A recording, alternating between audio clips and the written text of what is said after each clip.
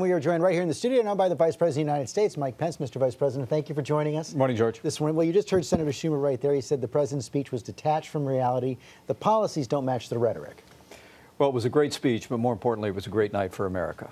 What the American people saw last night is the president that I serve with every day. Broad shoulders, big heart, but laid out the agenda that he ran on, specifically to repeal and replace Obamacare, to rebuild our military, to rebuild our infrastructure, to have better and smarter trade deals, to put American workers first, and to do the kind of tax relief and regulatory reform that will unleash the full potential of the American economy. Still some Republican divisions on repealing and replacing Obamacare. Are you confident the repeal is going to happen? And will the replacement guarantee that everyone who has coverage now won't lose coverage? That's a promise broken, the president said, by President Obama. That's right. Well, I'm very confident. We met this weekend with governors from around the country, both political parties, to talk about this. At the president's direction, we've made repealing and replacing Obamacare the #1 priority of this Congress. And what you saw the president do last night is what the American people like to see presidents do. And that is first describe the problem. I mean, really talk about, premiums that have gone up more than 100% in some areas around the country. I mean, these insurance exchanges are collapsing. People have lost the choice of their doctor, lost their insurance. But then the president laid out that framework, those principles as he described them, that'll now guide the legislative process. And I think it makes it more possible we'll get it done. Can he guarantee that everyone who has coverage now won't lose it? I think the president's made it clear to Congress that particularly when it comes to the most vulnerable population, George, the Medicaid population, we don't want anyone to fall through the cracks. And you heard him mention tax credits last night. What the president wants the Congress to do is to create a framework for people to be able to afford coverage. And then lastly, you heard him talk about creating a national marketplace, allowing Americans to buy health insurance across state lines, focusing on lowering the cost of health insurance rather than mandating that people buy government-approved health insurance is a real answer. Will that guarantee that no one loses coverage?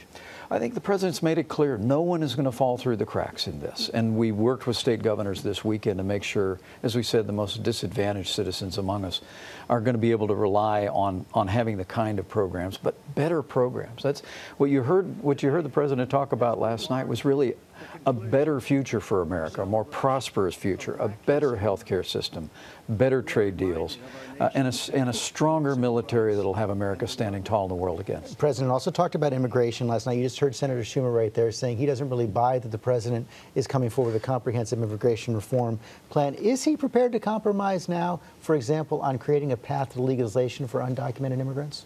Well, if you go back to the campaign, George, there was a famous speech in Phoenix. I was there.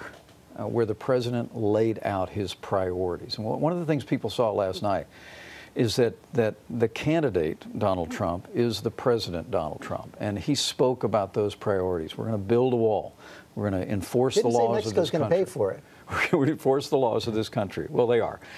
We're going to make sure that we get, in his words, the criminal aliens out of this country first. But it was last summer that the president said that with regard to those that are remaining, that we'll see. And I think what you saw last night was the president acting on the priorities that he ran on. And I think that's the reason why this speech is being so well received, is that people are seeing that the agenda that they voted for, the agenda that a majority of Americans believe is the right agenda for the country, is exactly the agenda that President Trump is advancing.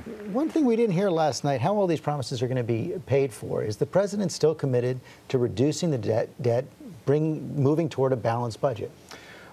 There's no question, George, that with nearly $20 trillion in national debt, that this president is committed to fiscal responsibility. The budget outline that he sent to Capitol Hill this week included a historic increase in military spending, but it was offset by cuts in other areas of domestic spending. The president's made it clear he wants to make a priority of national security, rebuilding our military, but he wants to do it in a fiscally responsible way. But the real answer to fiscal responsibility, George, is growth. And the message that President Trump delivered last night was a message of growth through tax relief, regulatory reform, unleashing American energy, better and smarter trade deals. And I think that's the reason why this speech and this agenda is resonating so well around America. Mr. Vice President, thanks for your time this morning. Thank you, George.